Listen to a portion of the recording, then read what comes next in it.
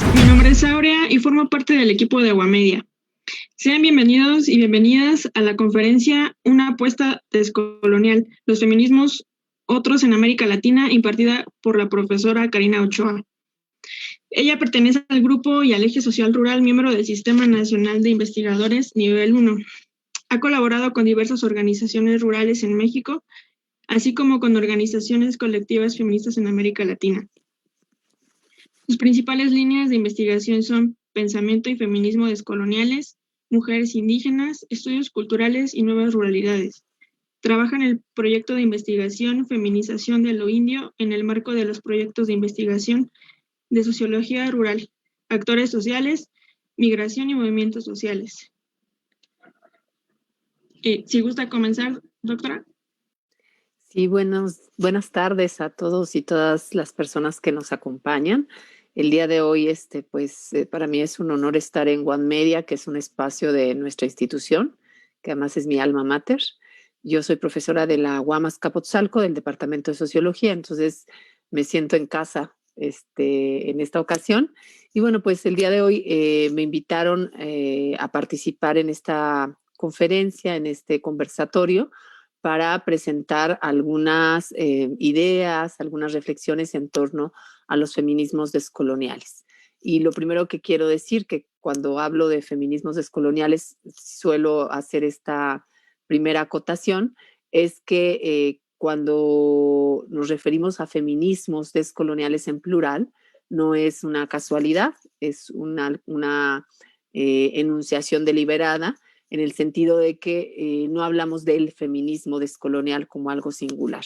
Y yo particularmente, pero muchas compañeras hablamos en plural de feminismos descoloniales porque estos feminismos no tienen una sola genealogía, es decir, no hay un solo origen, no hay una sola trayectoria de este campo de acción y reflexión, sino que deviene y deriva de diferentes experiencias, existencias, que no pueden ser unificadas en una línea del tiempo única.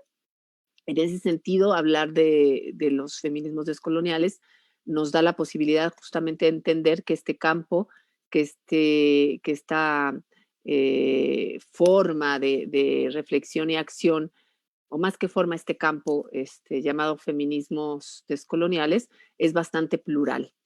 Y a mí me gustaría justamente hablar de esa pluralidad de posicionamientos, de esa pluralidad de orígenes de los feminismos descoloniales, haciendo también una breve exposición que nos permite ubicar la emergencia de estos llamados feminismos descoloniales. Y lo primero que tengo que decir es que esta emergencia se puede ubicar hacia mediados, finales de los 90 y principios de los 2000, ya perfilada como feminismos descoloniales y fundamentalmente hacia los 2000, pero los planteamientos que se acogen desde este campo de reflexión pues no son nuevos, no son en absoluto nuevos, son campos, es un campo que se ha generado a partir de múltiples y muchísimas luchas, encabezadas muchas de ellas por mujeres racializadas, que han ido debatiendo en diferentes ejes y en diferentes frentes algunas preocupaciones en torno a la condición de ser mujer racializada.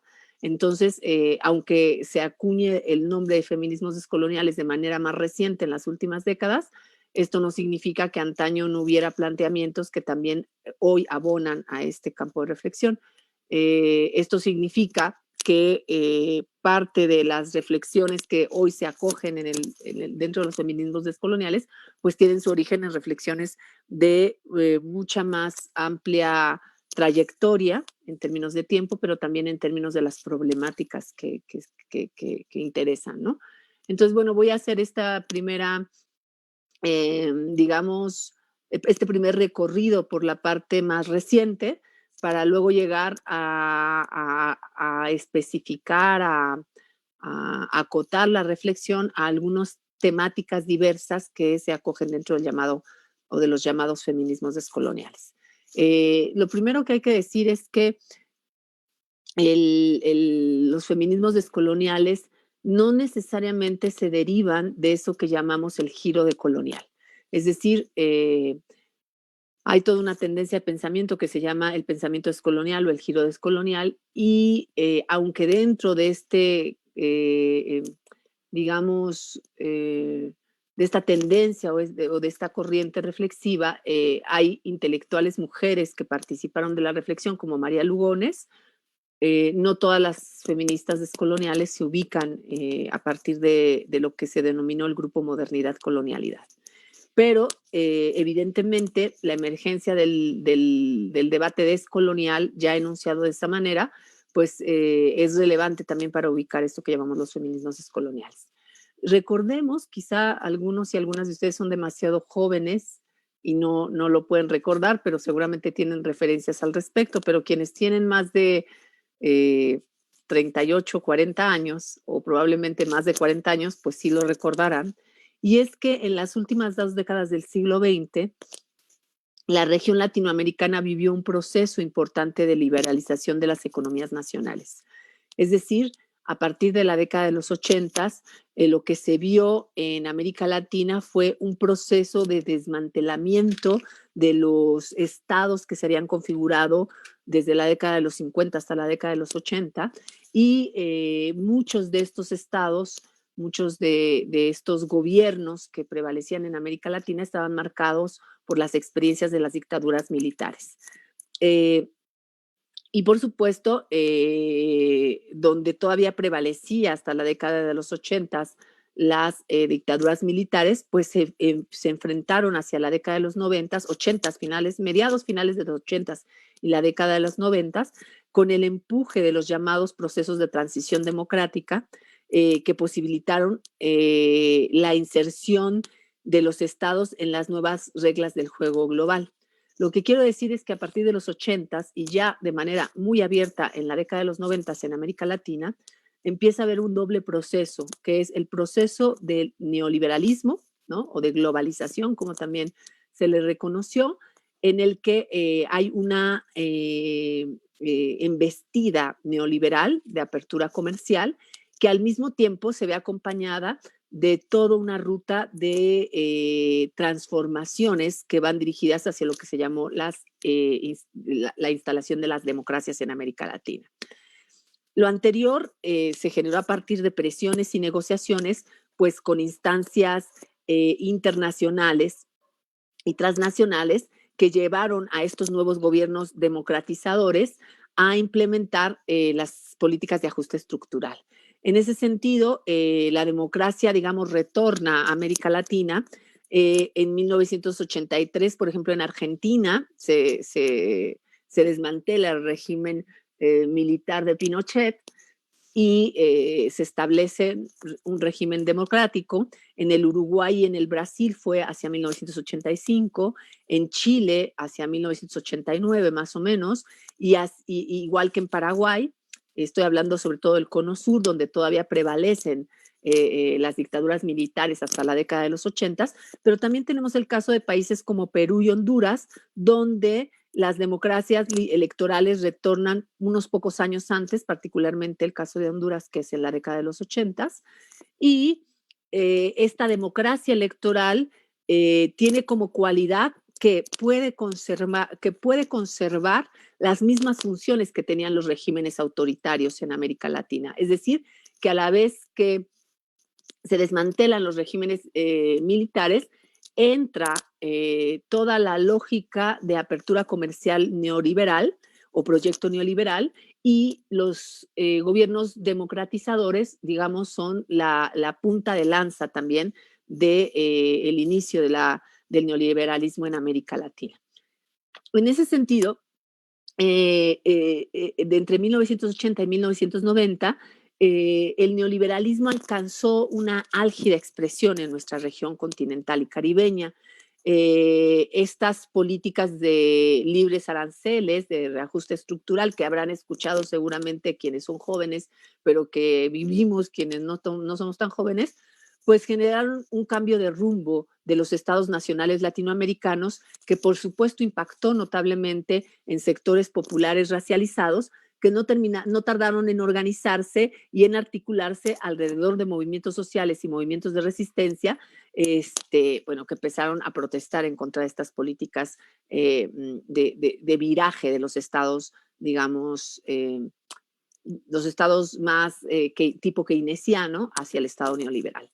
Y al mismo tiempo que estaba pasando esto, hacia 1992, cuando se conmemoran los famosos 500 años del encuentro de dos mundos, que de encuentro no tiene nada, pero que así se le llamó, empieza también a emerger una movilización continental indígena, negra y popular a través del de la campaña continental 500 años de resistencia indígena, negra y popular, que justamente lo que plantea es esta resistencia contra una celebración que en realidad no puede ser celebrada. Sobre todo lo plantean en términos de cómo ciertos sujetos, el sujeto indígena, los sujetos racializados y negros, han sido desconocidos, invisibilizados y no reconocidos como sujetos políticos, pero también como sujetos de derecho público por parte de los estados latinoamericanos, y que después de 500 años había una deuda pendiente con estas poblaciones, pues la experiencia colonial los había mantenido fuera, digamos, del margen de la configuración de los estados nacionales.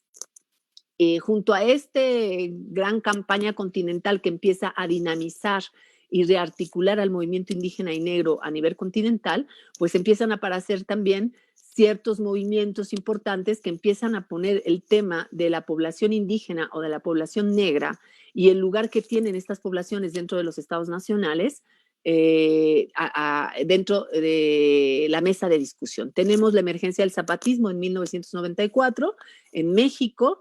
También tenemos las revueltas encabezadas por la CONAIE, que es la Confederación Nacional, perdón, de Nacionalidades Indígenas del Ecuador, en la década también de los 90, las acciones por la movilización por la paz en Colombia, que son coordinadas fundamentalmente por mujeres, organizaciones de mujeres, y tenemos la emergencia también del movimiento negro en Brasil, las revueltas en defensa y en la lucha por los recursos naturales y el territorio en países como Bolivia, Ecuador, Chile, incluso Argentina, Venezuela, Guatemala, al mismo tiempo que, por ejemplo, tenemos la transformación o la emergencia de lo que llamamos los estados del socialismo del siglo XXI con Chávez, y de ahí en adelante diversos logros de las izquierdas progresistas en el Cono Sur.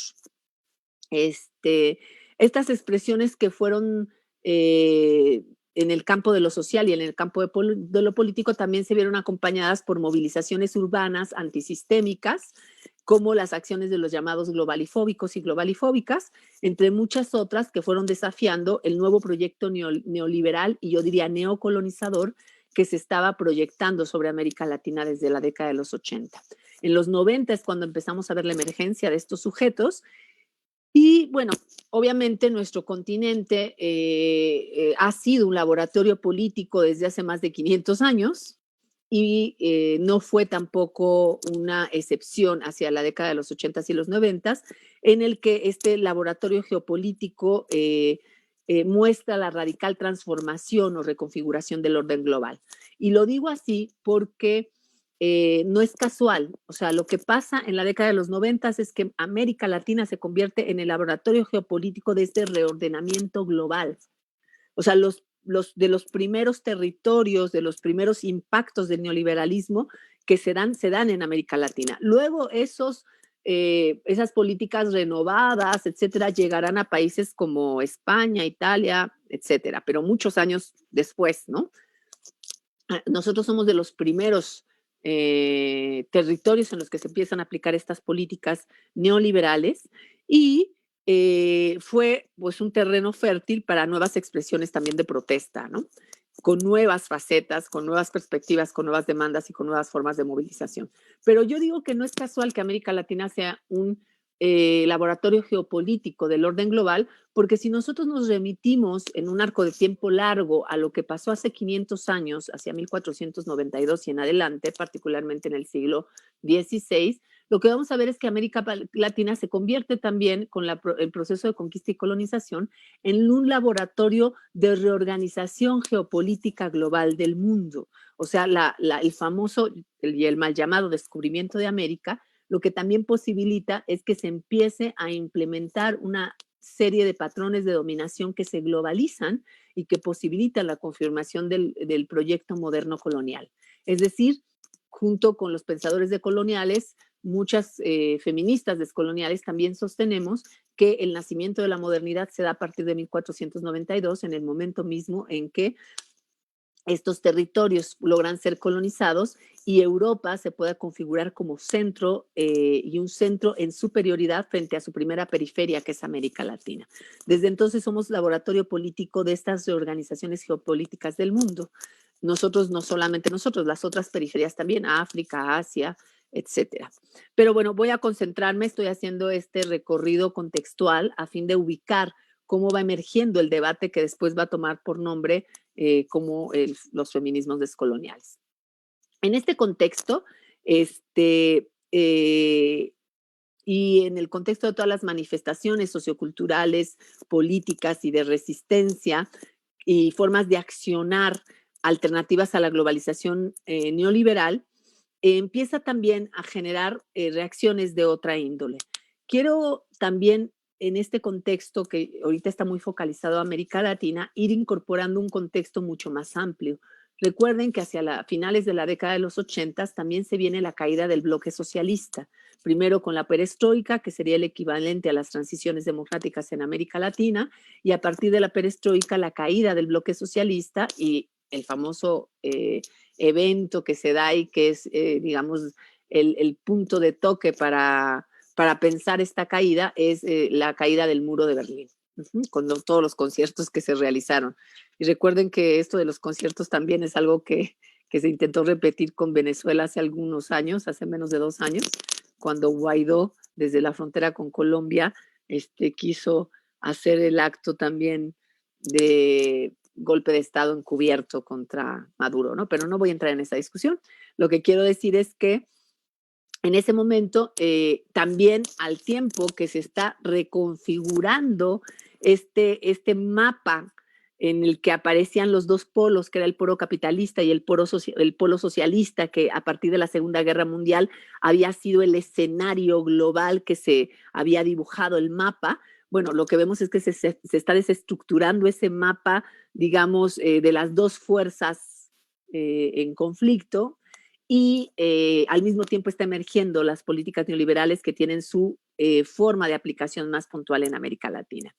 Y cuando el tema del bloque socialista, la caída del muro del bloque socialista, perdón, empieza a cobrar impacto, digamos, en el debate académico, vamos a encontrar que en la Academia del Norte hay todo un planteamiento que tiene que ver con la idea de que estábamos ante el fin de la historia, ante el fin de los metarrelatos. Había visiones muy pesimistas respecto a que lo único que quedaba ya era la vía del capitalismo salvaje, y en ese sentido, pues hay posiciones que se asumen desde lo que se llamó la posmodernidad, que daban por muerto ya, digamos, cualquier otro proyecto que no fuera el proyecto del capitalismo tardío.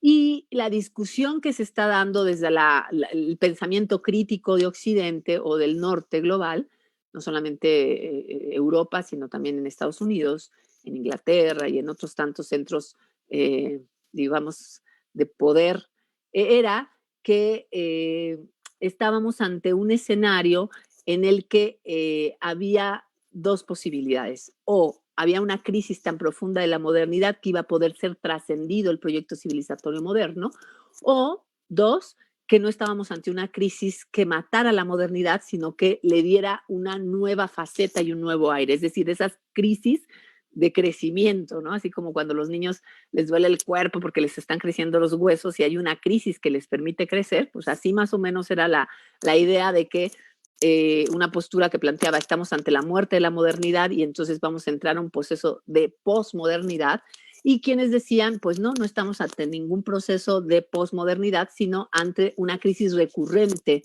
de la modernidad que le permite posicionarse como proyecto civilizatorio. Esta discusión, ¿cómo llega a América Latina? Bueno, en América Latina llega, por supuesto, desde la academia de varias formas. Hubo una parte de la Academia Latinoamericana que la asumió tal cual, leyendo a Guattari y a otros tantos postmodernos, y replican esa discusión, pero hubo otro sector de la intelectualidad, tanto académica como la intelectualidad cercana a los movimientos que se generan a partir de los 90s. Por ejemplo, en el caso mexicano, pues mucha de la intelectualidad que empieza a reflexionar de manera crítica, pues está también muy vinculada al proceso zapatista. O sea, hay una intelectualidad que desde la perspectiva, digamos, gramsciana, es orgánica a estos nuevos movimientos de protesta que se están rebelando contra este nuevo orden neoliberal que de alguna manera también expresa esta ruptura que se está dando en el orden global.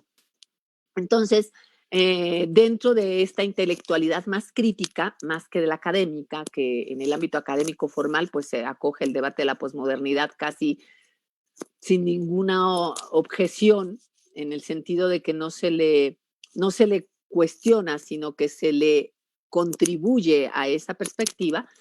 Eso en la academia formal. En la academia más crítica, mucho más vinculada a los movimientos sociales, empieza a haber una serie de cuestionamientos, ¿no? Y el primer cuestionamiento es, bueno, para hablar de si hay crisis de la modernidad que le está llevando a su muerte o es una crisis recurrente que en realidad lo que va a hacer es fortalecer el proyecto civilizatorio moderno, primero tenemos que preguntarnos cómo llega la modernidad a América Latina. Es decir, antes de contestar cualquier pregunta que se formula en los términos que lo hace el debate posmoderno, lo primero que tendríamos que ver es cómo llega la modernidad a América Latina y desde ahí pensar si estamos frente a la muerte de la modernidad o si estamos frente a una crisis recurrente que lo que va a hacer es fortalecer el proyecto moderno capitalista. Y en esa pregunta empiezan a desplegarse múltiples posicionamientos que los vamos a ubicar en lo que llamamos el pensamiento descolonial. Y hay dos fundamentos sustantivos del pensamiento descolonial que son básicos en este nuevo planteamiento y en esta nueva narrativa, que es muy importante porque es una narrativa que está disputando esta forma de ver la modernidad.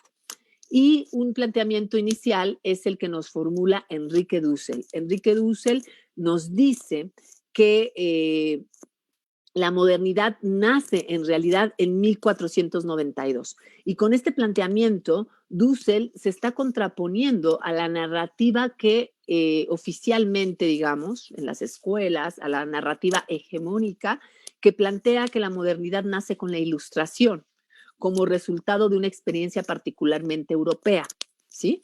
Este es lo que nosotros hemos escuchado siempre. Cuando hablamos de la modernidad, lo que nos dicen, y siguiendo a Kant, en este clásico documento que se llama ¿Qué es la Ilustración? Lo que nos dicen es, la Ilustración es la época de salida de la minoría de edad de la humanidad, donde el proyecto emancipatorio o la promesa de la modernidad es emanciparnos a través de la razón.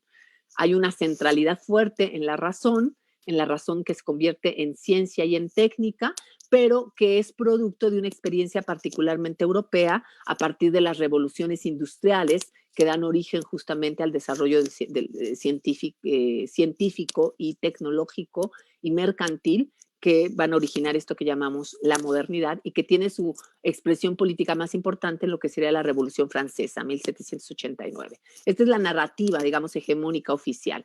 ¿Qué es lo que hace Dussel? Dussel empieza a ver la modernidad ya no desde el ojo que centra su mirada en Occidente, sino que empieza a ver la modernidad desde un ojo que centra su mirada en la experiencia de los pueblos latinoamericanos que tienen como punto de referencia de la, digamos, deriva que toman las sociedades originarias de estos pueblos, de estos territorios, a partir de la conquista y la colonización. Es decir, Dussel no parte de la mirada de la experiencia exclusivamente europea, sino parte de la mirada de la experiencia propiamente latinoamericana para entender cómo la experiencia colonial que se desarrolla a partir de 1492 y hacia el siglo XVI es la que va configurando el orden moderno.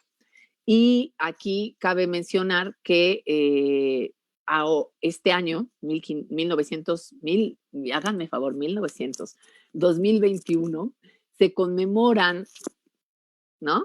Conmemoración con muchas comillas, los 500 años de la caída de México Tenochtitlan, que en realidad es el momento climático en México de lo que sería el proyecto colonial y lo que sería el proceso de conquista y colonización en nuestros territorios. Pero bueno, más allá de la acotación, Duce lo que nos dice es 1492, es el punto de inicio de la modernidad como subjetividad. Y es el punto de inicio porque es el momento mismo en que por primera vez América Latina, bueno, en ese momento no se llamaba América Latina, ¿verdad? Pero ese otro, llamado después América Latina, le permite a Europa mirarse a sí misma como un centro en condición de superioridad.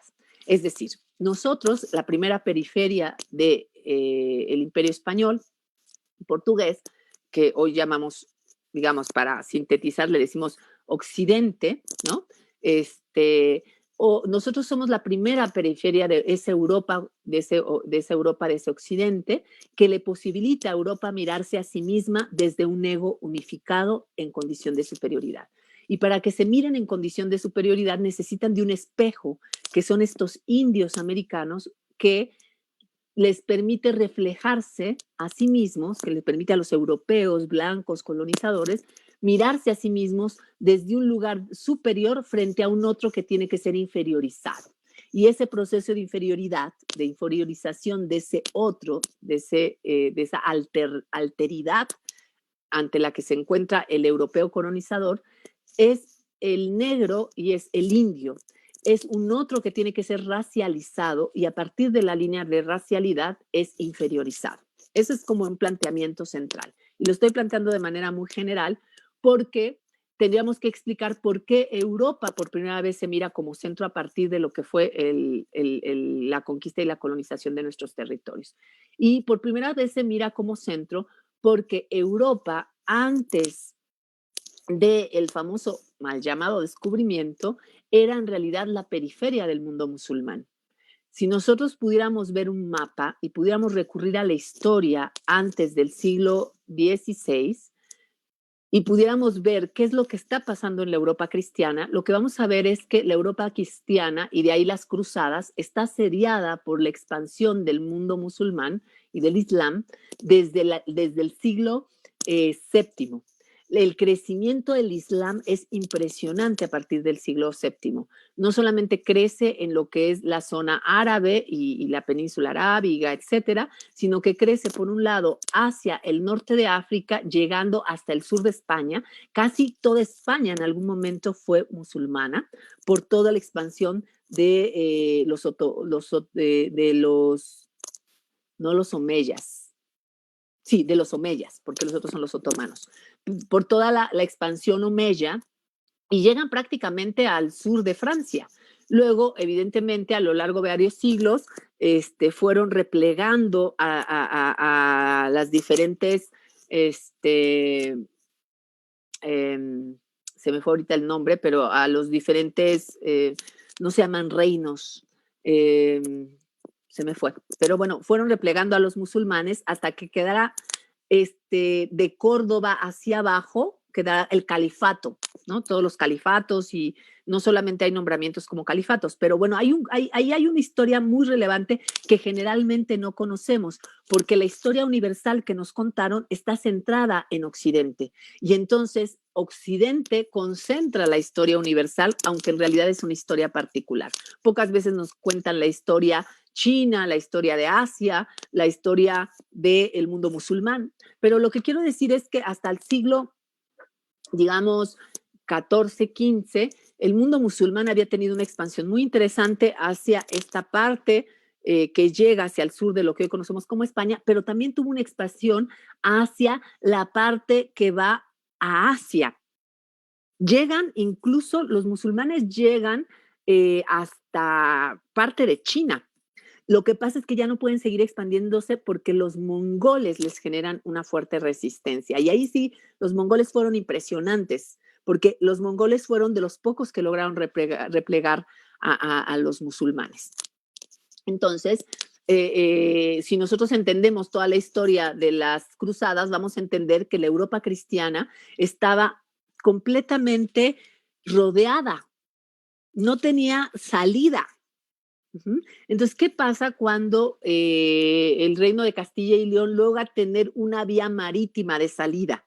O sea, esa vía marítima de salida que tiene que ver con lo que sí conocemos, que es la historia de cómo cae el reino de Granada, que el reino de Granada en realidad era el último reducto musulmán que quedaba y que estaba haciendo el tapón para que pudieran salir los españoles, porque en ese momento evidentemente no se sabía que había un nuevo continente y la idea era que se pudiera incorporar, digamos, ese pequeño mundo cristiano a toda la dinámica mercantil que ya existía, porque los musulmanes y las civilizaciones no musulmanas que coexistían hacia Asia, pues tenían una dinámica mercantil muy importante. Lo que pasa es que el mundo, digamos, cristiano, pues no se había unificado, no se había unido a esa dinámica mercantil porque estaba cercado, ¿no? Y entonces logra salir del cerco y en el intento por llegar a Asia para hacer la ruta comercial, y esta es la historia que ya conocemos, se encuentra Cristóbal Colón con América.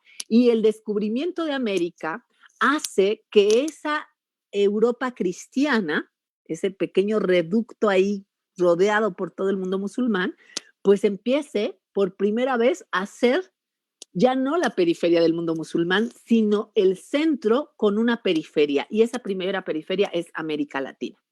Uh-huh. Entonces, el primer planteamiento que nos hace Dussel tiene que ver con que logra reconocer en la historia que este mundo cristiano europeo, pues por primera vez encuentra su periferia que le va a garantizar posicionarse como centro. Uh-huh. Y esto hace que se reconfigure la lógica del orbe, pero también impone patrones de dominación colonial que no solamente van a ser aplicados contra las poblaciones colonizadas, es decir, contra las poblaciones indígenas y también las poblaciones negras, que se ontologiza su condición de esclavitud, sino que van a ser patrones de dominación, y este es el segundo postulado que quiero posicionar, que lo desarrolla Aníbal Quijano, que refiere fundamentalmente a que estos patrones de dominación que se configuran en América Latina van a ser mundializados. Es decir, estos nuevos patrones de dominación colonial que están asociados al criterio de raza, por un lado, pero que hay otros elementos, pero fundamentalmente el criterio de raza, como eje articulador de la clasificación y el ordenamiento de la población, que por un lado es colonizada, pero también como eje ordenador de la población a nivel mundial. Es decir, estos patrones de dominación que surgen bajo la experiencia particular de conquista y colonización de América Latina se globalizan y se mundializan. Y esa mundialización de esos patrones de dominación van a dar origen al proyecto civilizatorio moderno colonial capitalista, que es lo que plantean los teóricos y las teóricas del giro decolonial, o de lo que se llamó el grupo Modernidad Colonialidad. Ahora, he hecho este recorrido y pues porque hay una importante relación de los feminismos descoloniales con esto que llamamos el pensamiento descolonial. Y es importante hacer esta ubicación porque hay planteamientos del debate descolonial que nos ayudan a tener otra narrativa sobre la configuración de la modernidad. Recuerden que esto que estoy planteando tiene que ver con este recorrido histórico que estoy haciendo, donde les digo que justamente en la década de los 80s y los 90s, pero particularmente en los 90s, aparece la pregunta de esta crisis de la modernidad, ¿es una crisis que nos va a llevar a la posmodernidad, a trascender la modernidad, o nos va a llevar es una crisis recurrente de la modernidad y nos va a llevar a la consolidación del proyecto moderno, ¿no? Desde una lógica de mucha más bárbara, porque se hablaba entonces de la promesa inconclusa de la modernidad. Y la pregunta que decía, se había formulado en América Latina, era ¿cómo llega la modernidad en América Latina? Y las respuestas son múltiples, pero yo doy solamente una respuesta, que es la del pensamiento descolonial, que la doy a pesar de que hubo otras respuestas y otros planteamientos, por ejemplo, el tema del debate de la modernidad barroca, que encabezan Bolívar Echeverría, Samuel Arriarán y otros tantos que no voy a plantear aquí, pero yo me concentro en el debate descolonial porque quiero hacer la conexión con lo que después vamos a denominar los feminismos descoloniales. No sé si queda claro ahí, si voy bien o me regreso. La ventaja que ahora que trabajamos en Zoom es ya no tengo que volver a explicar, pueden poner review o pueden jalar ahí la bolita del retorno y pueden volver a escucharlo. Pero bueno, mi pregunta va también a la gente que está en Facebook, y que puede acompañarnos en esta conferencia para ver si hay también alguna duda, alguna pregunta, si necesito profundizar en algo o si hay algo que quieran aportar, sin intentar romper el formato que establecieron los y las anfitriones de One Media, pues sí les invitaría a que fueran lanzando sus preguntas y si fuera posible que las compañeras que están llevando el Zoom me pudieran compartir esas preguntas, me encantaría porque así lo convertiríamos en un conversatorio.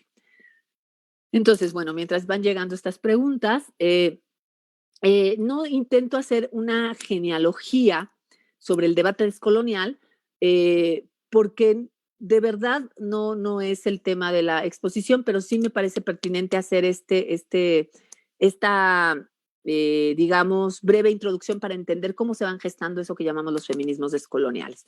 Lo segundo que tengo que decir, y esto es muy importante, es que la actitud descolonial no emerge en la década de los 90 en América Latina, emerge en el momento mismo en que Cristóbal Colón arriba a estos territorios. Como actitud descolonial ha existido a lo largo de la historia de esta invención llamada América.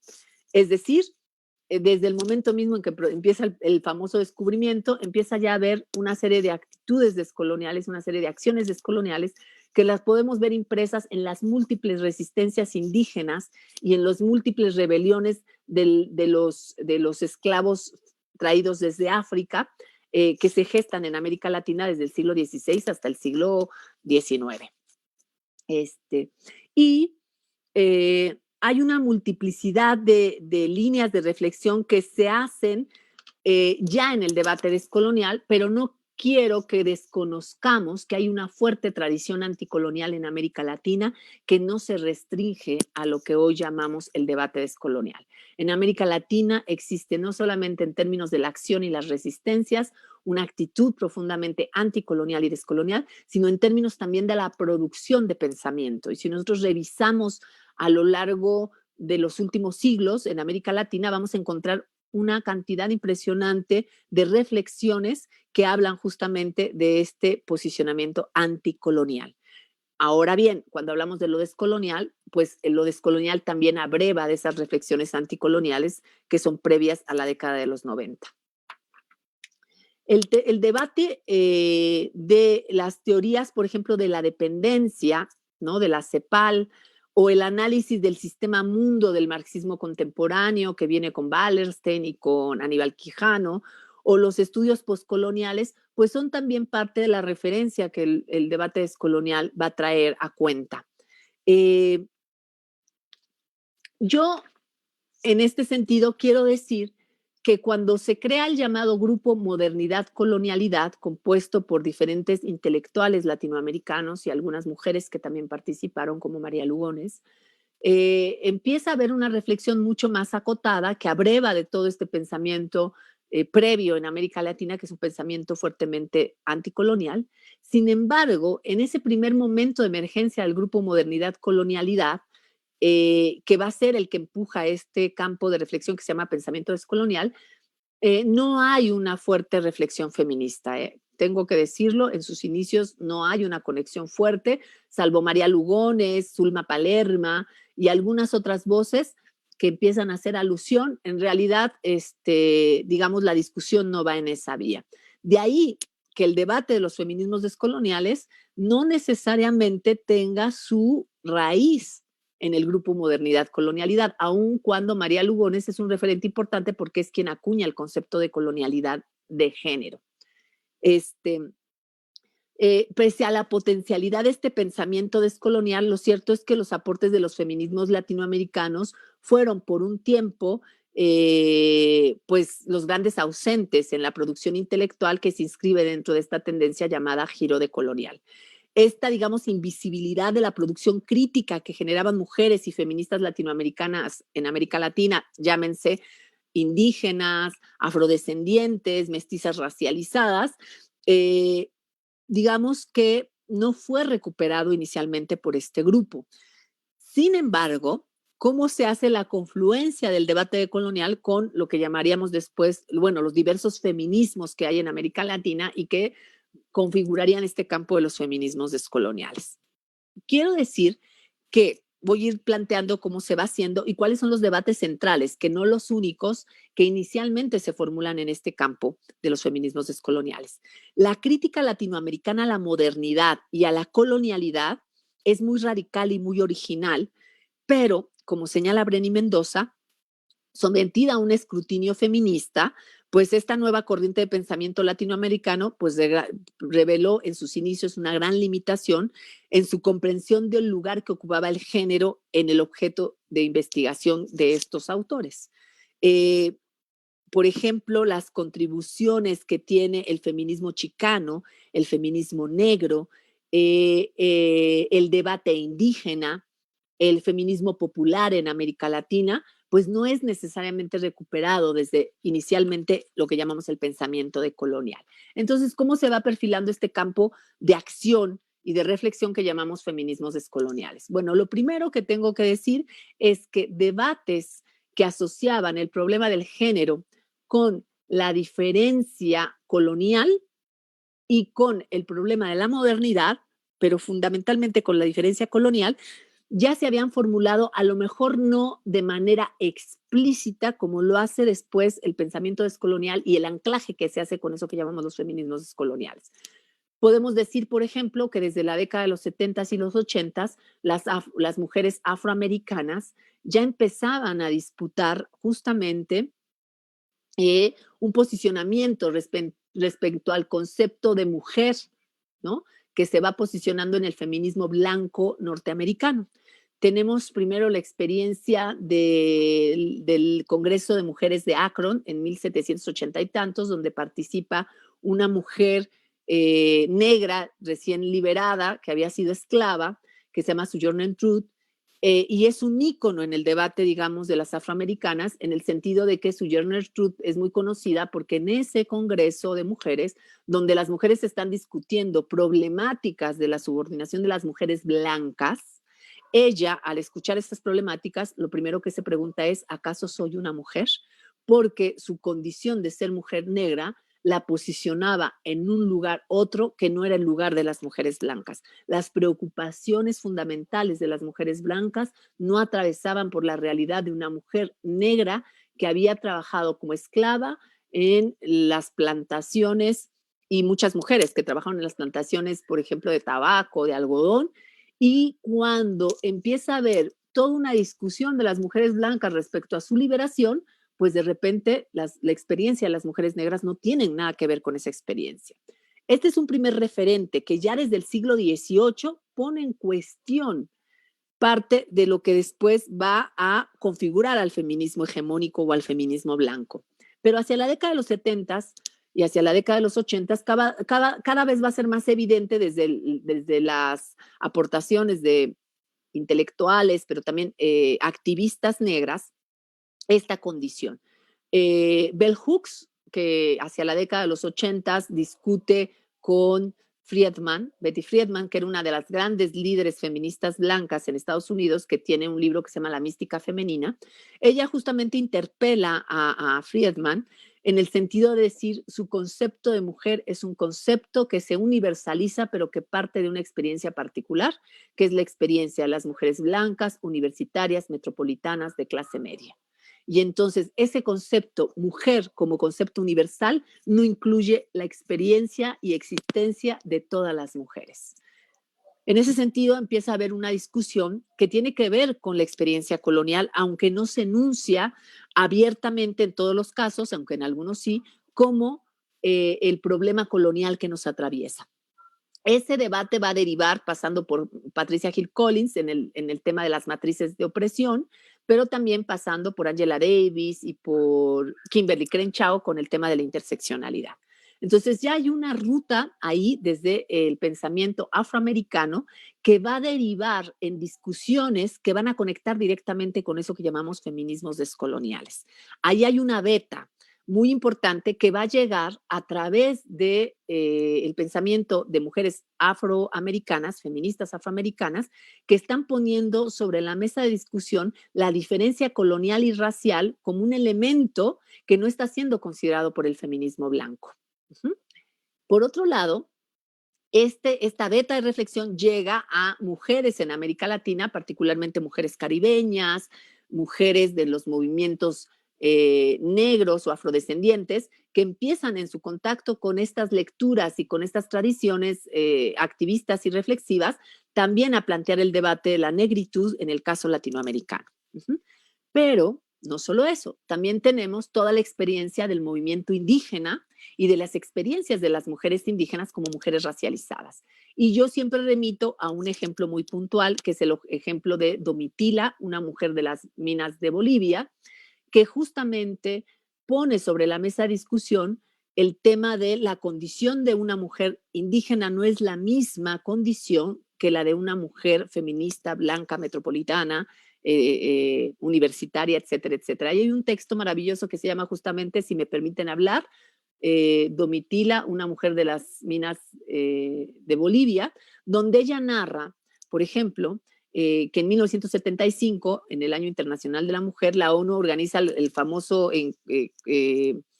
congreso, no me acuerdo si era congreso o la Conferencia Internacional de la Mujer en México, y allí llega Friedman, la tal Betty Friedman, y esta Domitila, en este texto testimonial, narra justamente cómo ella empieza a plantear la problemática que tienen las mujeres esposas de los mineros y las feministas metropolitanas, que además ella es maravillosa porque dice, yo veía cómo iban pasando títulos y títulos, ¿no? Entonces se presentaban y decían, yo soy periodista y bla, bla, bla, bla, yo soy licenciada y bla, bla, bla, yo soy abogada, yo soy comunicóloga, y ella decía, ante tanto título yo me sentí como la Cenicienta, ¿no? Porque era una mujer que por condición colonial fue destinada a ser rural y a ser iletrada y muchas veces a ser monolingüe, que en el caso específico de Domitila no era el caso.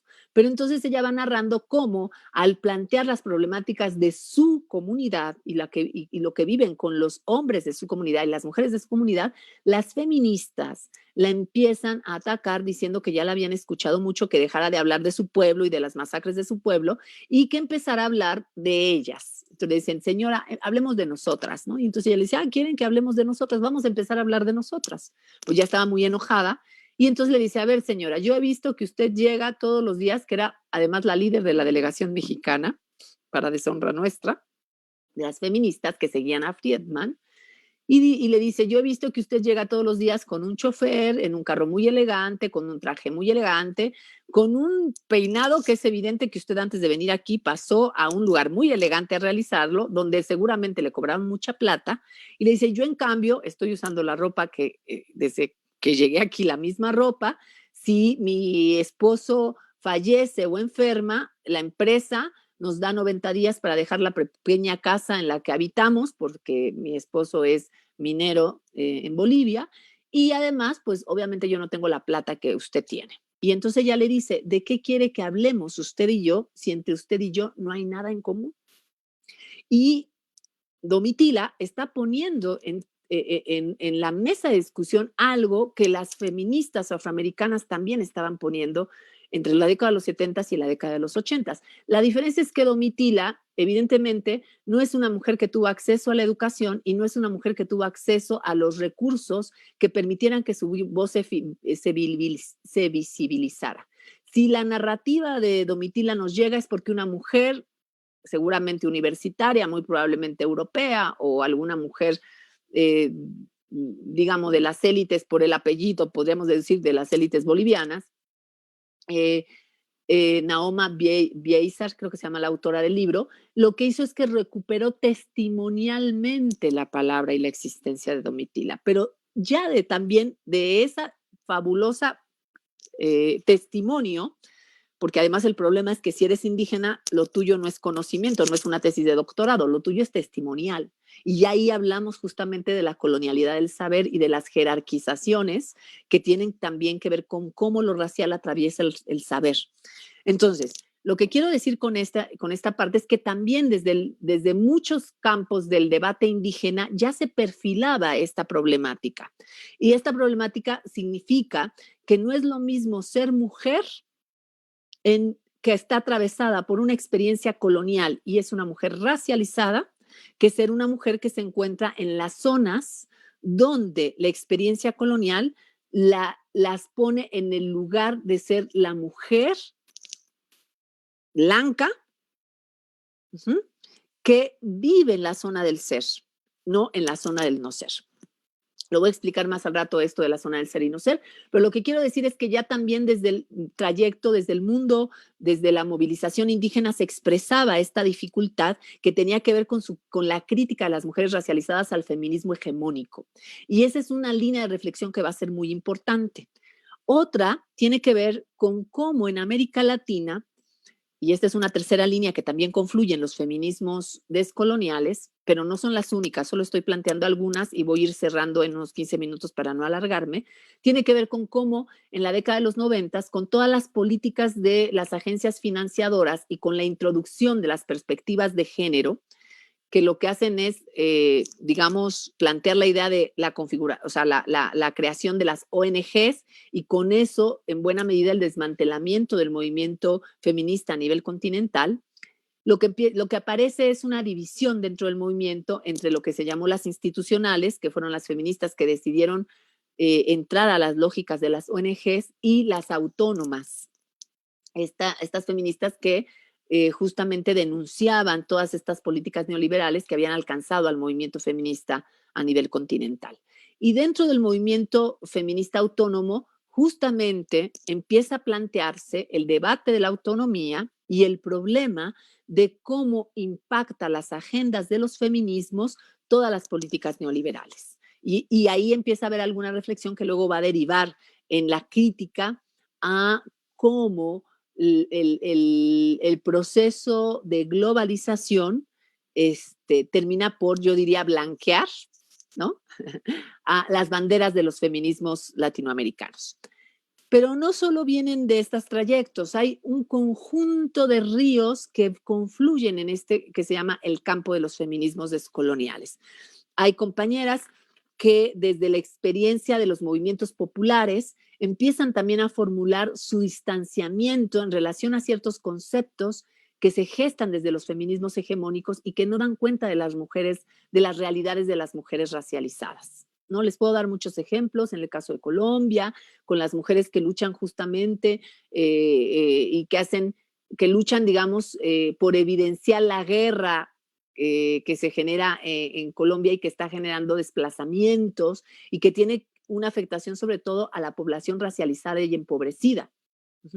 Y empiezan a plantear justamente cómo el feminismo no da cuenta de esas realidades, el feminismo occidental, liberal, hegemónico, y cómo todas estas formulaciones de un pensamiento crítico que aplica para las mujeres de la zona del ser, es decir, mujeres blancas en los nortes globales o en las zonas metropolitanas, etcétera, etcétera, pues no tiene validez en términos de explicitar las dominaciones que atraviesan a las mujeres que tienen una experiencia colonial como mujeres racializadas, es decir, que están en la zona del no ser.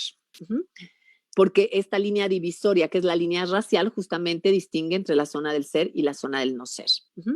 Entonces, ¿cuáles son? Estos son solo algunos ejemplos de las múltiples rutas que la crítica a los feminismos hegemónicos empiezan a tener efecto, digamos, en América Latina. Pero podemos encontrar un montón de esas rutas. Por eso les decía que no podemos hablar de un feminismo, sino de los feminismos que confluyen en este campo que llamamos feminismos descoloniales.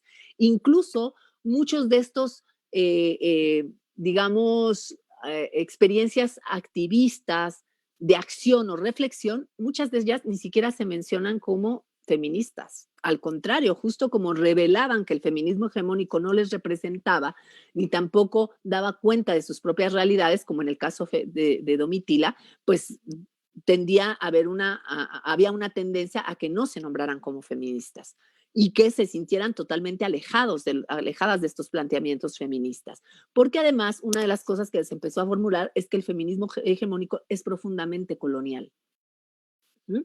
O sea, un pensamiento crítico que ilumina sobre un tipo de dominación, que es la dominación de género, desafortunadamente solo explica la dominación de género en la zona del ser, es decir, en la zona donde los sujetos que viven esa dominación tienen como centralidad la dominación de género, pero los sujetos o las sujetas que viven en la zona del no ser, no solamente les atraviesa la dominación de género, sino que muchas veces la dominación de clase, la dominación de raza, la dominación de edad o de heteronormatividad obligatoria es en su imbricación, las configura como sujetos que no pueden ser explicados desde las lógicas feministas.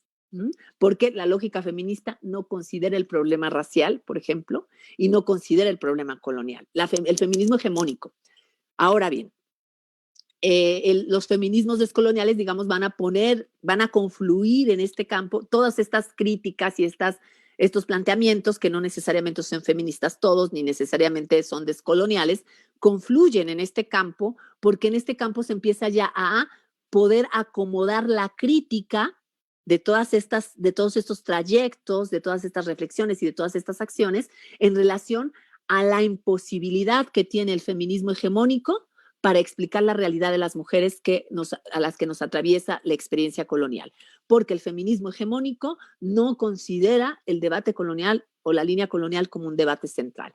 Y desde ahí se desplegan muchos posicionamientos que voy a nombrar brevemente dentro de lo que sería un primer recorrido de lo que llamamos los feminismos descoloniales. Tenemos por un lado el referente María Lugones, quien por primera vez en su diálogo con Aníbal Quijano, y es probable que tenga que estornudar en algún momento porque ando medio griposa y se me van los estornudos, pero luego regresan. Y ella,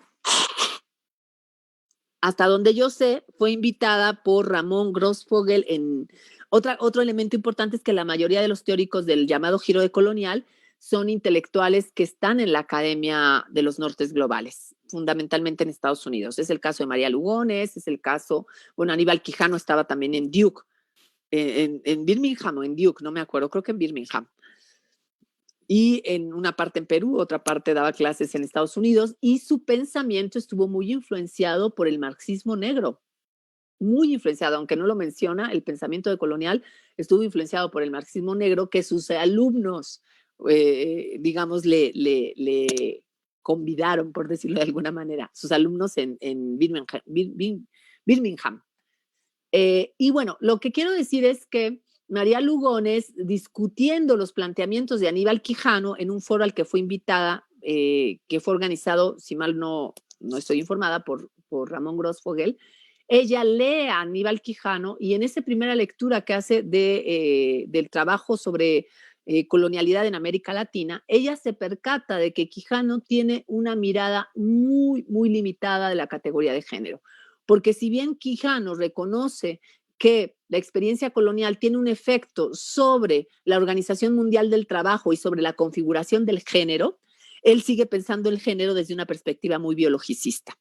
Y llevada de la mano de Oyeronke Yuromi, que es una mujer nigeriana que tiene un libro maravilloso que yo tengo de cabecera, y lo digo literal porque está aquí a mi cabeza, que es este libro, La invención de las mujeres, llevada de la mano de los planteamientos de Oyeronke Yuromi y de una mujer cherokee que se llama Gun Allen, María Lugones se atreve a decir que el género es una construcción y una imposición colonial, porque siguiendo a estas dos autoras, una de origen africano y otra de origen indígena cherokee, se percata que en las civilizaciones pre-intrusión española, por ejemplo, muchas civilizaciones indígenas, no existe una configuración del género desde el dimorfismo sexual, desde la dicotomía hombre-mujer. Entre los cherokees existe, por ejemplo, lo que se llama el tercer espíritu y existe una diversidad genérica que habla de que no había esta lógica dicotómica.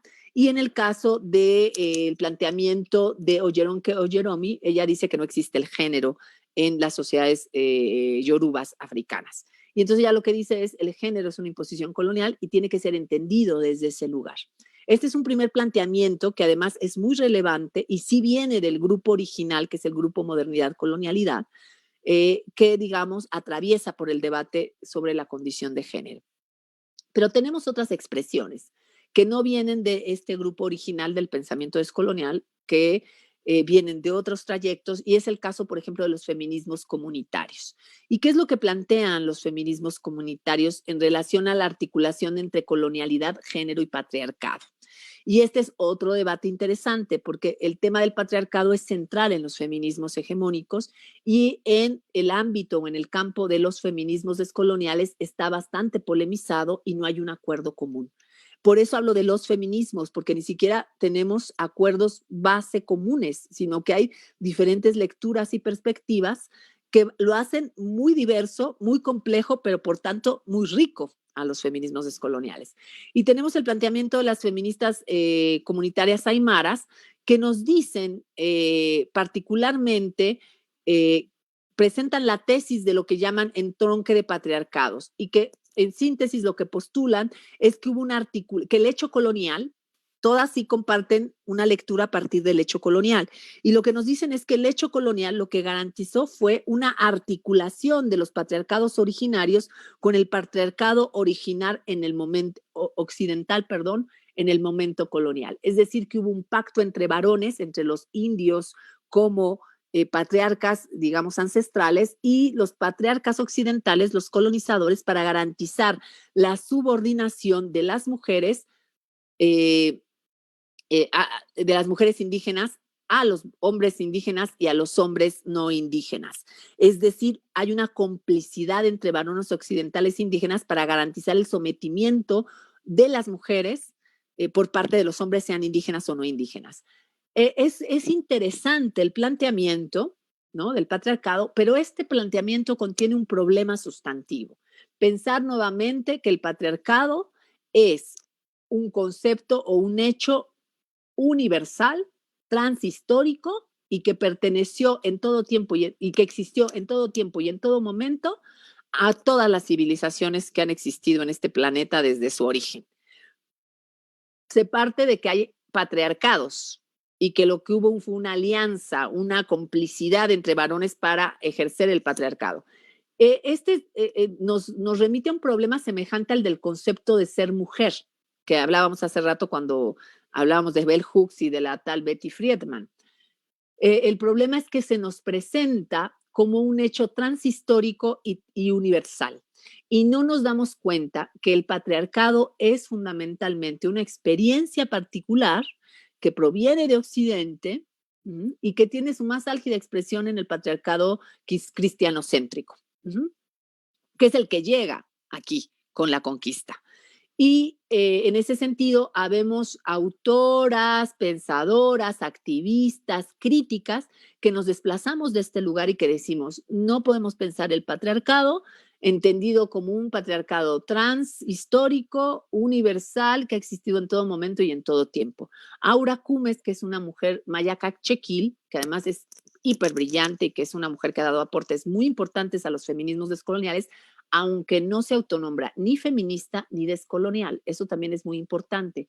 Este campo llamado feminismos descoloniales ha sido configurado también por voces de mujeres que no se reconocen ni feministas, ni se autonombran feministas, ni descoloniales, pero que han hecho contribuciones sustantivas.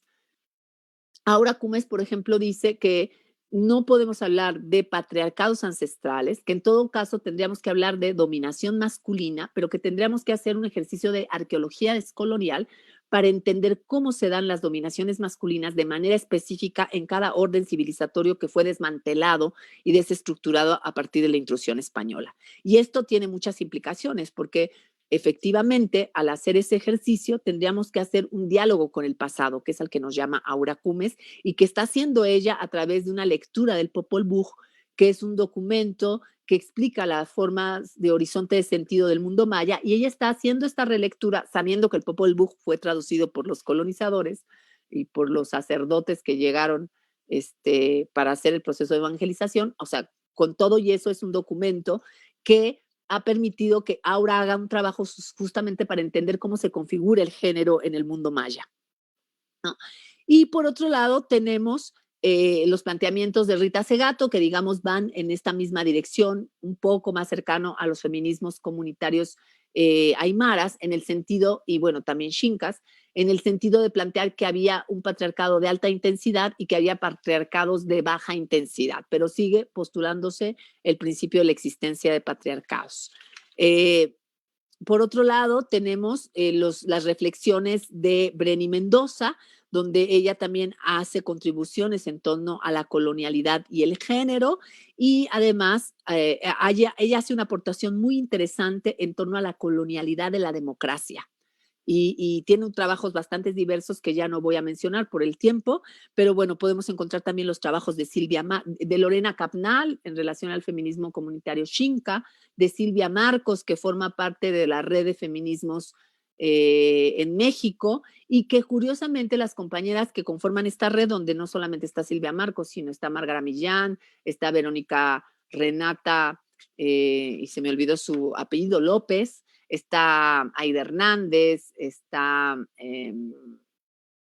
Oscar González, está Mariana Mora, en fin, hay muchas compañeras que están en esta red, y que esta red, por ejemplo, que se reconoce sí como feminista descolonial y que ellas también se reconocen como feministas descoloniales, su debate no proviene de ninguno de estos horizontes de reflexión, ni las afroamericanas, ni el debate sobre el patriarcado, no, ellas están discutiendo desde la experiencia del zapatismo, en realidad es la experiencia zapatista que las lleva a confluir en este campo de reflexión sobre el tema de la colonialidad y el género, a partir de la experiencia de las mujeres indígenas, y eso es lo que detona su reflexión. O sea, no vienen del grupo Modernidad Colonialidad, no vienen del debate afroamericano, aunque lo conocen, muchas vienen de una experiencia feminista previa, pero en su encuentro con las mujeres zapatistas logran hacer estos anclajes para ubicarse en lo que llamamos los feminismos descoloniales. Obviamente también estamos autoras mestizas, ¿no? Como María Teresa Garzón, que es una mujer de origen colombiano que ha trabajado el tema de la blanquitud, o está también Alejandra Londoño, que es afrodescendiente colombiana, que ha trabajado mucho sobre el tema de los aportes de las mujeres afrodescendientes también al debate de la colonialidad. Mis propias contribuciones han sido parte de esta reflexión, y como estas compañeras, hay muchas compañeras más que han ido enriqueciendo esta discusión en América Latina, muchísimas de verdad, que podría ir nombrando y que pueden encontrar en otro libro de cabecera. Voy a sacarlo de acá arriba porque literalmente están en mi cabeza, que es este libro que coordiné, que justamente contiene muchas de las aportaciones más recientes a los feminismos descoloniales y que se llama Miradas en torno al problema colonial. Yo ahí lo dejaría para no extenderme porque ya me aventé más de una hora y creo que de repente se puede volver abrumador tener tanto tiempo de exposición, pero lo que quería hacer era un recorrido general para entender cómo los feminismos descoloniales tienen que enunciarse en plural, para empezar, y tienen que reconocerse como un campo en el que confluyen muchas perspectivas, muchas reflexiones, muchos campos de preocupación que no solamente tienen que ver con el problema de la crítica al feminismo hegemónico o al tema del patriarcado, sino a cómo se va configurando los procesos de dominación sobre hombres y mujeres racializados, en fin, pero lo que es muy relevante es que a muchos temas que se asocian con el problema o la problemática de la dominación sobre las mujeres, en realidad, digamos, tiene como relevancia que se le cruza el problema colonial como un problema central. Entonces, bueno, ahí lo dejaría en espera de empezar la conversación.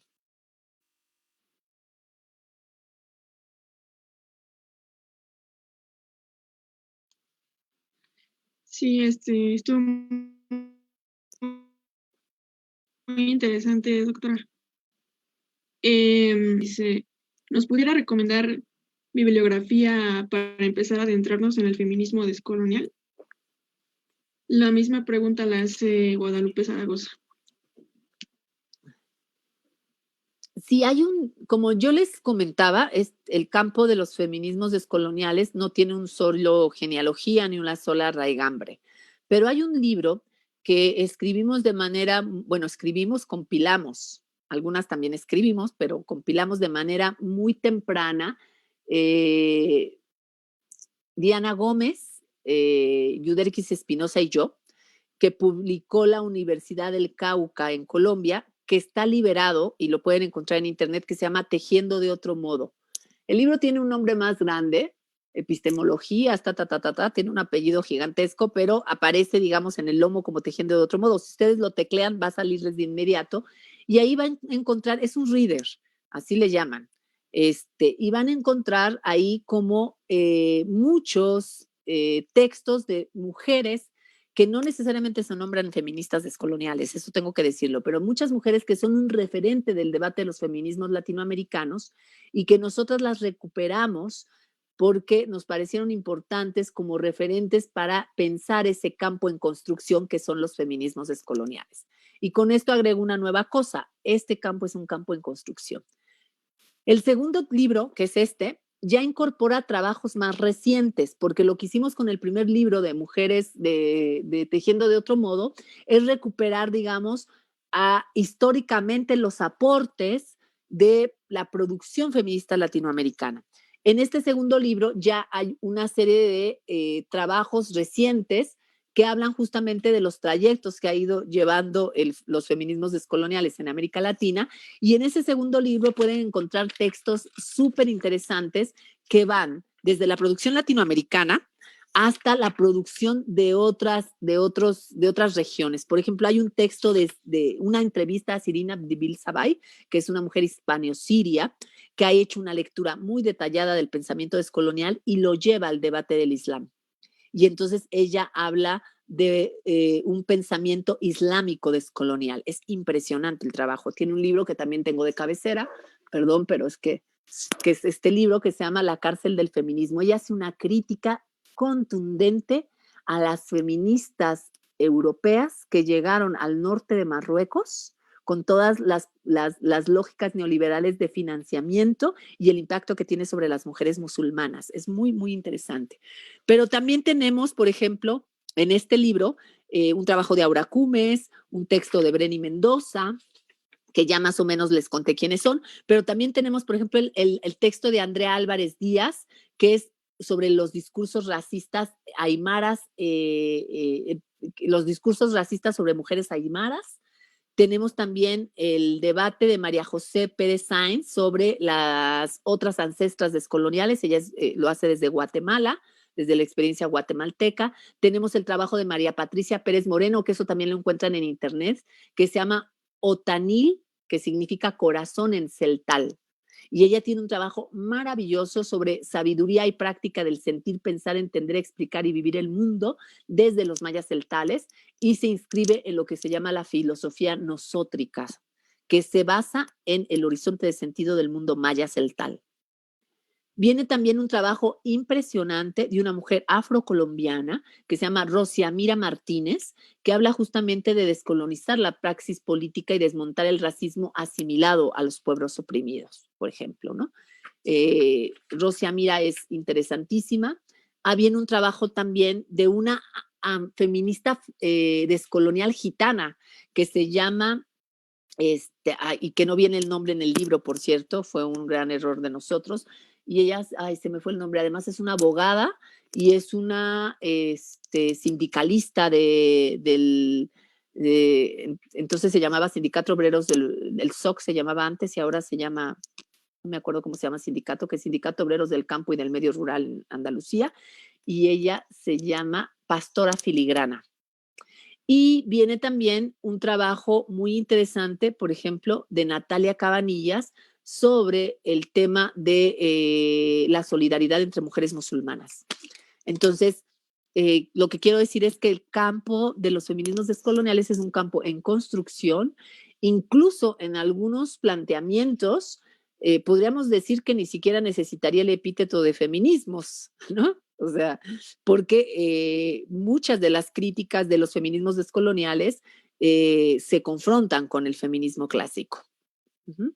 Entonces, bueno, es parte de la bibliografía que les puedo sugerir, pero hoy más que nunca pueden encontrar mucho, mucho trabajo, mucho más publicado. Hace algunos años de verdad era mucho más complicado, pero hoy ya no tanto. Pueden encontrar mucho trabajo sobre feminismo descolonial en las redes académicas que encuentran por internet.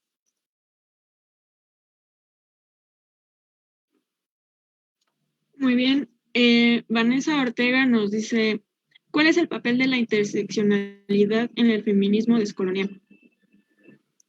Mira, en América Latina no se le llamó interseccionalidad. Por ejemplo, en el debate indígena se le llamó la triple opresión, ¿no? Si ustedes ven, por ejemplo, el discurso que da la comandante Esther en 2001, cuando llegan los zapatistas al máximo espacio de deliberación de la nación, que fue la Cámara de Diputados, vas a encontrar que la que habla es ella, no Marcos. Ella es la que hace el discurso de los zapatistas. Y lo primero que dice es, yo soy una mujer, yo soy indígena, soy pobre, pero sobre todo soy mujer.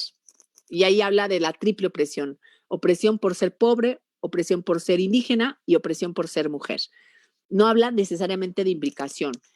Si nosotros hacemos un rastreo en América Latina, la crítica no habla de interseccionalidad, perdón, la crítica al problema de una matriz de opresión donde la opresión de clase, raza y género se co-constituyen, se imbrican, no pueden verse por separado, no es nueva tampoco, así como les di el ejemplo de Domitila y el ejemplo de Bell Hooks, que están, digamos, planteando la misma problemática, pero desde contextualizaciones diferentes, porque al final, con todo y que Bell Hooks es una mujer racializada, una mujer negra, Bell Hooks tenía acceso a la escritura, y Domitila, siendo una mujer indígena de las minas de Bolivia, no tuvo nunca acceso a la escritura. Por tanto, queda su saber y su conocimiento en el ámbito de la oralidad, por tanto, no queda plasmado como teoría, ¿sí? Entonces, el papel de la interseccionalidad es fundamental, pero no por la la genealogía que viene del debate de Kimberly Crenshaw, sino porque es una problemática que viven las mujeres racializadas. Crenshaw tuvo la gran virtud de traer a cuenta a autoras que ya habían teóricamente planteado este problema, y ahí Patricia Hill Collins es clave, porque Patricia Hill Collins no hablan de interseccionalidad, hablan de matriz de opresiones, ¿sí? Pero ya había explicitado ese problema. Y lo que hace Crenshaw al hablar de interseccionalidad, y es la crítica que le hacen a Crenshaw, es que ella lo operativiza en términos jurídicos para hacer una defensa específica de mujeres que en una fábrica en Estados Unidos, pues están justamente, digamos, viviendo la experiencia no del desempleo, sino que las corrieron. Y Crenshaw problematiza desde el ámbito del derecho, y desde el ámbito del derecho traduce para llevarlo funcionalmente a la cuestión jurídica el problema que ya otras mujeres afrodescendientes habían formulado de manera mucho más compleja. Lo que quiero decirte es que, o sea, para facilitar todo podemos hablar de interseccionalidad, pero el problema de la interseccionalidad es que no es un concepto. El problema de la interseccionalidad es que es una realidad que han vivido las mujeres de los sures globales, es decir, de las zonas del no ser, al ser mujeres que están atravesadas por la experiencia colonial. Y las mujeres que estamos atravesadas por la experiencia colonial, es decir, que estamos atravesadas por la línea de la racial, por el marcaje de la racialidad y todas sus implicaciones en términos de organización global del trabajo y en términos de organización del género, ¿no? Entonces, vamos a vivir esta experiencia que algunas le llaman interseccionalidad, otros le llaman imbricación de opresiones, otras le llaman matriz de opresiones, otras le llaman triple opresión, y que tiene muchos nombramientos, pero lo que muestra, más allá del concepto que abstrae, es una realidad que vivimos las mujeres que somos sujetos coloniales. Entonces, obviamente, eso que tú llamas interseccionalidad, que Patricia Hill Collins puede llamar matriz de opresión, que las mujeres indígenas llamaron triple opresión y muchas feministas latinoamericanas, y que tuvieron nombramientos distintos, lo que expresan es una realidad que, por supuesto, está siendo retomada por el debate de los feminismos descoloniales.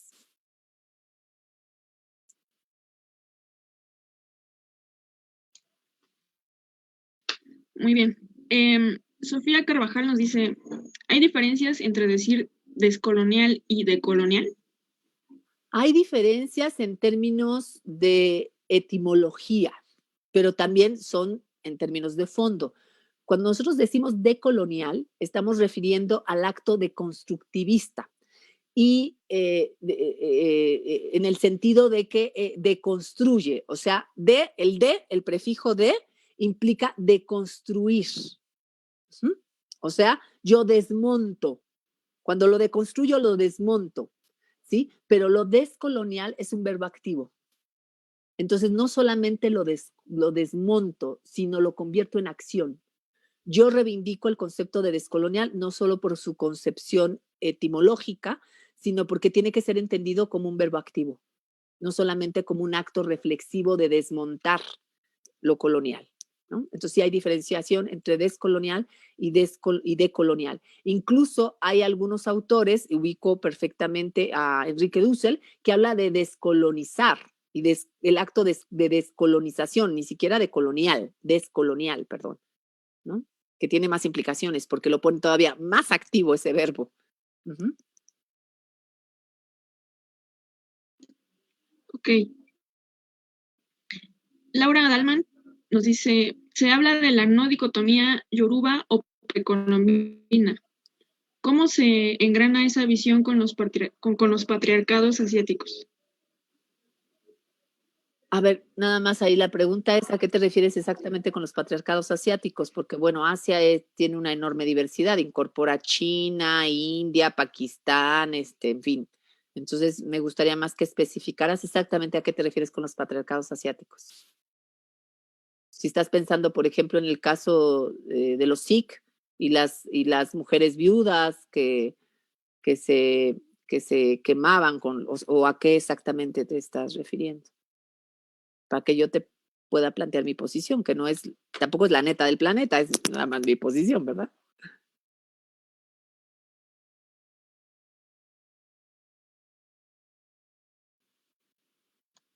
Sí, la pregunta está en Facebook, no ha puesto algo contestando Yo su lo que sí pregunta. puedo decir, aludiendo a lo que dice Aura Cumes, es que no podemos generalizar. O sea, no podemos ver dominación masculina y decir es patriarcado.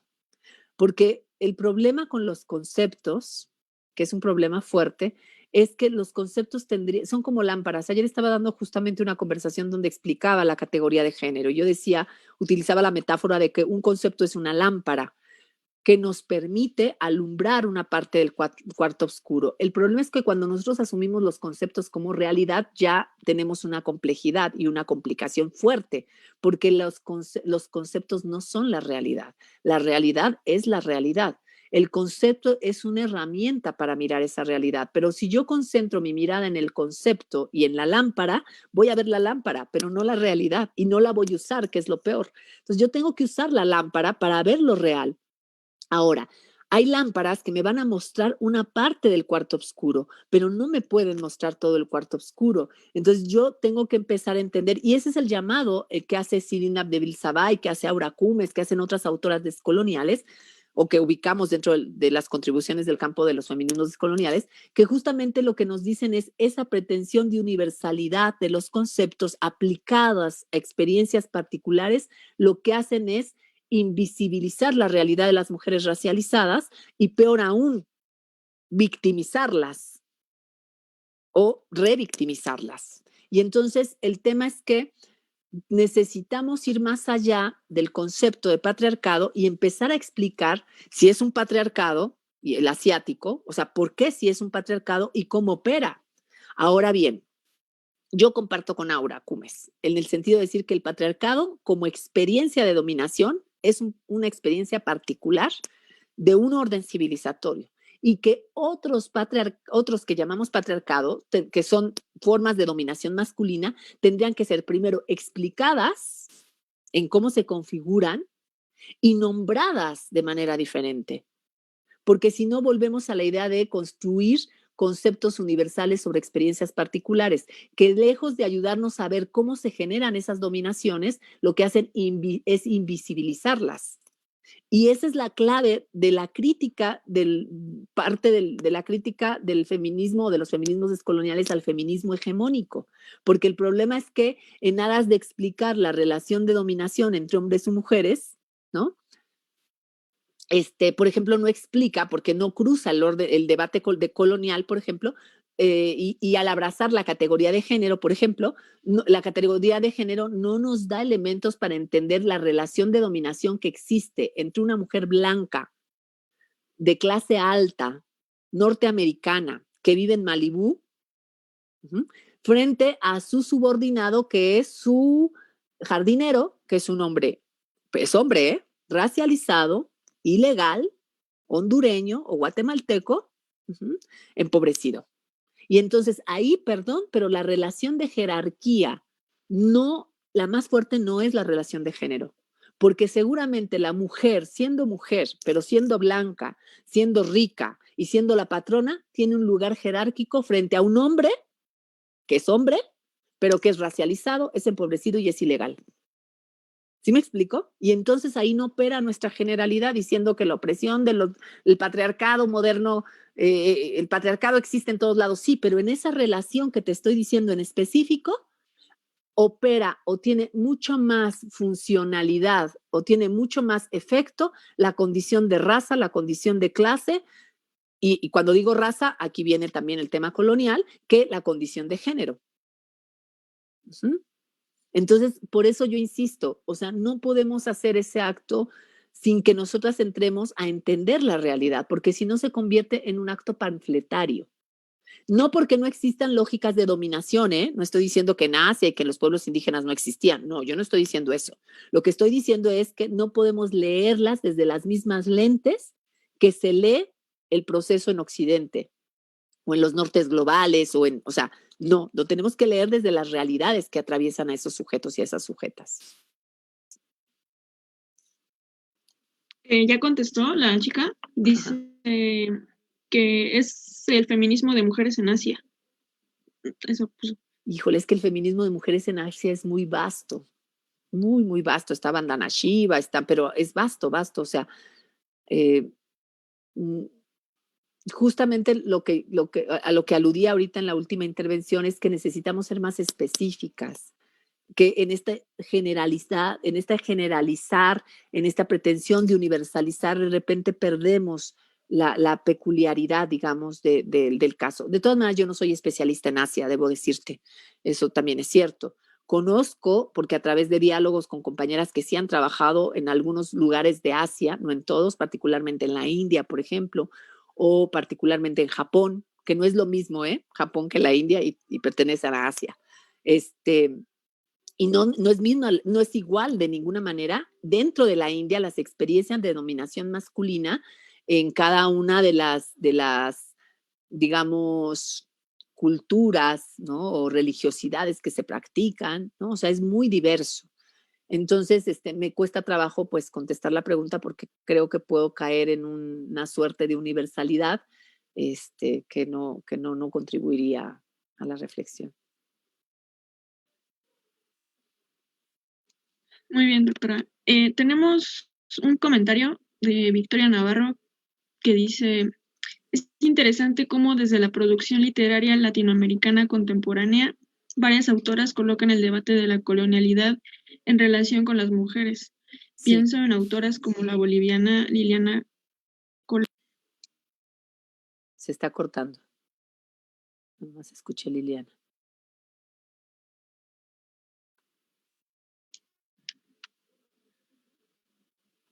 Ya me escucho. Ahí te empiezo a escuchar, pero se volvió a cortar. Nada más escuché Liliana.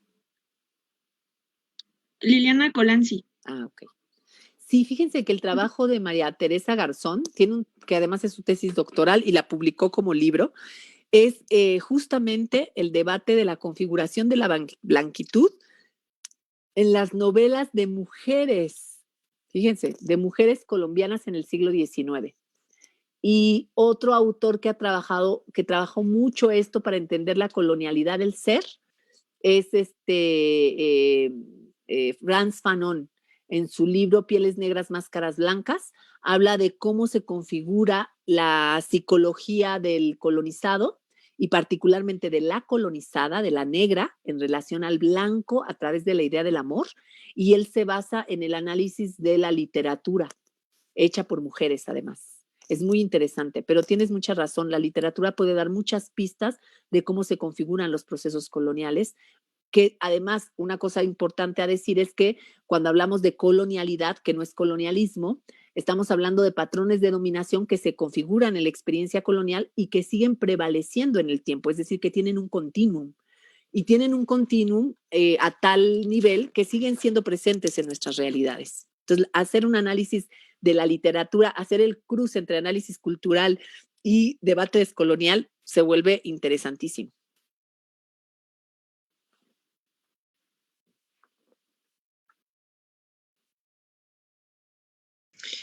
Creo que son todas las preguntas.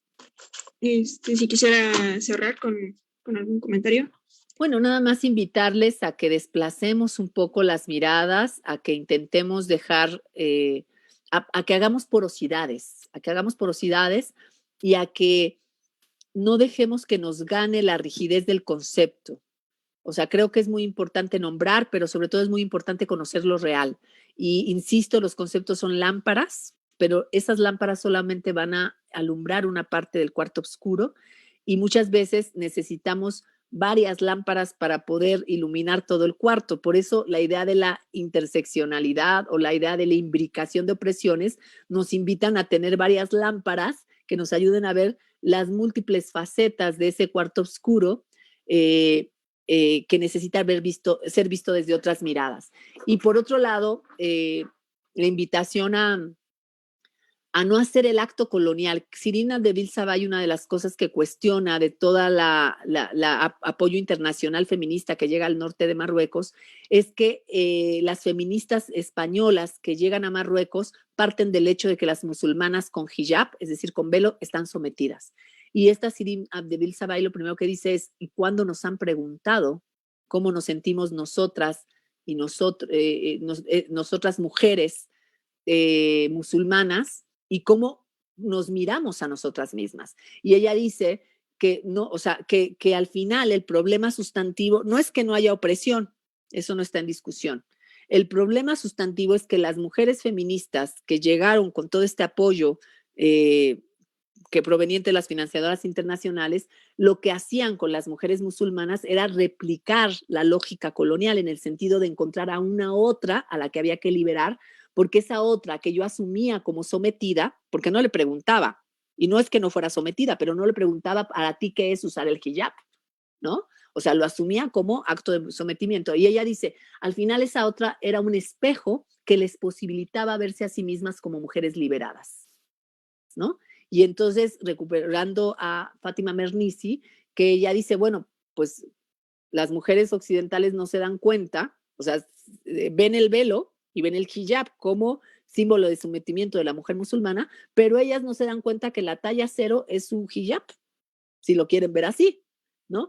Entonces, justamente creo que uno de los desafíos es dejar de asumir el lugar, el acto, o sea, de ponernos como los colonizadores cuando llegaron a estas tierras, o como los evangelizadores, ¿no? O sea, yo vengo a ti, indígena, pobre, no sé qué, a liberarte, ¿no? O sea, una cosa que a mí me impresionaba, por ejemplo, cuando el movimiento zapatista, era cómo las feministas llegaban a las comunidades a decirle a las mujeres, es que tú estás sometida, ¿no? Entonces las mujeres les decían, mira, pues en mi comunidad pasa esto y mi preocupación tiene que ver con la lógica comunitaria, no sé qué, y entonces les decían, eso que tú dices es feminista. Y entonces, o sea, cuánta soberbia para que tú le vayas y le digas a una mujer que eso que dice ella es feminista, pero que ella no lo conoce, porque entonces le estás diciendo ignorante, ¿no? O sea, hay mucha soberbia porque nos sentimos en el lugar de las salvadoras y de las que vamos a ir a salvar a las oprimidas, ¿no? Y ahí hay un acto sumamente colonial, porque ese es el principio que dé sentido al sacrificio del mito redentor del colonizador, que vino a salvar a los indios. Por eso había que evangelizarlos. Entonces, la crítica justamente es como un pensamiento tan crítico que da luz sobre una realidad de opresión que es real, también contiene mucho del colonialismo que sigue atravesando nuestras realidades, ¿no? Entonces, es algo que tenemos que empezar a matizar, necesitamos tener otra mirada, necesitamos abrirnos, no podemos llegar diciendo, esto es así, ¿no? No, tenemos que empezar también a dejar que las sujetas se autoidentifiquen, se nombren a sí mismas, o sea, sobre todo cuando hacemos investigación, por ejemplo, ¿no? O cuando hacemos activismo, que muchas veces es salvacionismo, ¿no? Entonces yo creo que tenemos que revisar mucho nuestras prácticas feministas. Mucho, mucho, mucho, mucho. Porque yo creo que esto que puede ser algo que nace con todo el proceso de intención de liberación, de repente también se vuelven nuestras propias cadenas porque replicamos las lógicas coloniales. Eso es lo que terminaría diciendo. Muchas gracias por su ponencia, doctora Karina. Y muchas gracias a todas las personas que nos están visualizando. Es muy interesante todo lo que nos acaba de contar y abre, sobre todo, nos quita un poco esa soberbia que a veces tenemos como feministas. Les invitamos a mañana a que nos acompañen con la última conferencia de este ciclo de conferencias llamado Conmemoración, no Celebración, Día de la Mujer a las 6 de la tarde. Esperamos contar con su asistencia. Muchas gracias, doctora Karina, por todo. Muchas gracias por la invitación y que sea una muy buena jornada también el día de mañana. Muchas gracias. Hasta luego. Hasta luego.